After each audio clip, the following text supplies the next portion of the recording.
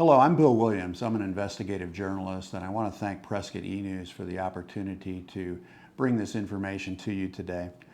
I'm the guy who filed the emergency motion to stop construction of the Yavapai County Jail for environmental reasons.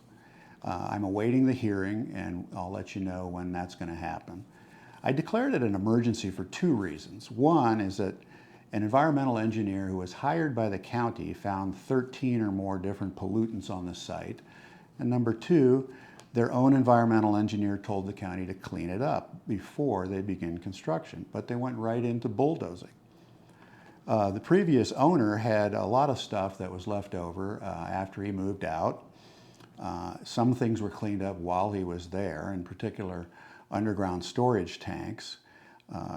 Underground storage tanks are of concern to a lot of people in Arizona. There's an entire division within the Arizona Department of Environmental Quality called the Underground Storage Tank Bureau, and they're very concerned that when someone leaves a place and leaves things behind, are they adequately cleaning it up, or are they going to make the next owner clean it up?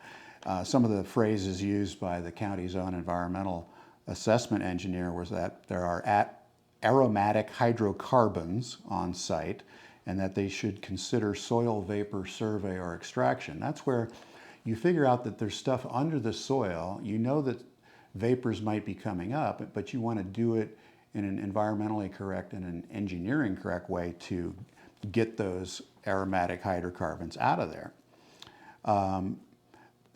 They also mentioned that the underground storage tanks might not have been closed down properly according to state rule. They found diesel, tar, and kerosene in some containers. There's a landfill on the site.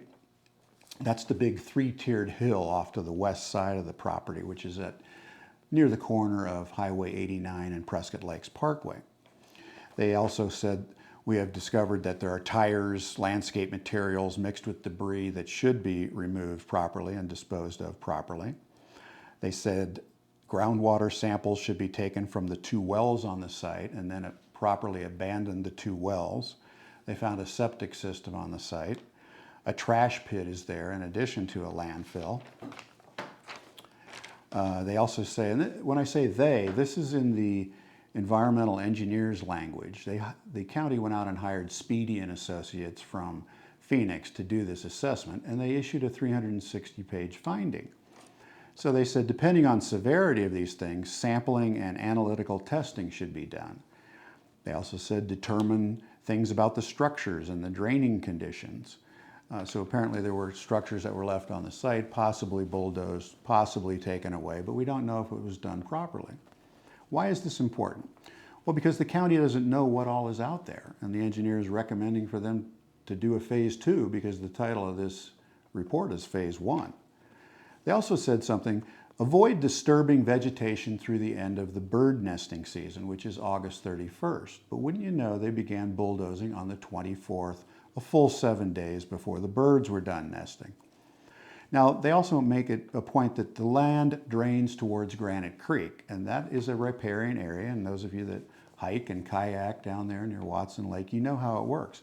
Granite Creek goes downhill, drains into Watson Lake, and Watson Lake can help recharge the drinking water system of Prescott. Back to the report. The parcel was at one time a truck stop, a salvage yard, a parts storage center, and a sawmill. The engineer said he detects a major data gap because they cannot find the owners of the former bunker sawmill. They wanted to interview them and say, what do you remember leaving behind when you moved out? So it's odd because the environmental engineer can't find them, but I found them. After Prescott E-News filed the report on my subject, I got dozens of calls, and one person said, I'm looking at the new operation for Bunker Sawmill. It's 10 miles from where you guys live now. So to be continued on that story.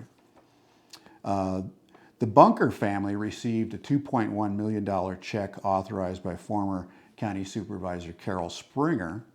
That's in the environmental assessment because Speedy and Associates took it upon themselves to go way back in time and give us a great historical look. They went back to, I think, 1954 for this. And they found that in the old Arizona Department of Environmental Quality reports that Mr. Bunker admitted to releasing gasoline and diesel on the property from the years 1971 through 1990.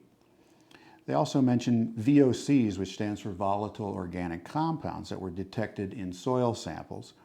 They also talk about concentrations of benzene, toluene, ethylbenzene, chromium, cadmium, diambutyl phthalate, which the California EPA lists as a cancer-causing product. Now, this isn't about how many milligrams of cadmium are there per kilogram. The point is, the environmental engineer told them more work needs to be done. So I'll keep you apprised of the situation. And for the lawsuit, I should put a plug in. We've got a GoFundMe page called Question the Jail. So I want to thank Prescott E! News for reporting on this matter. I'm Bill Williams.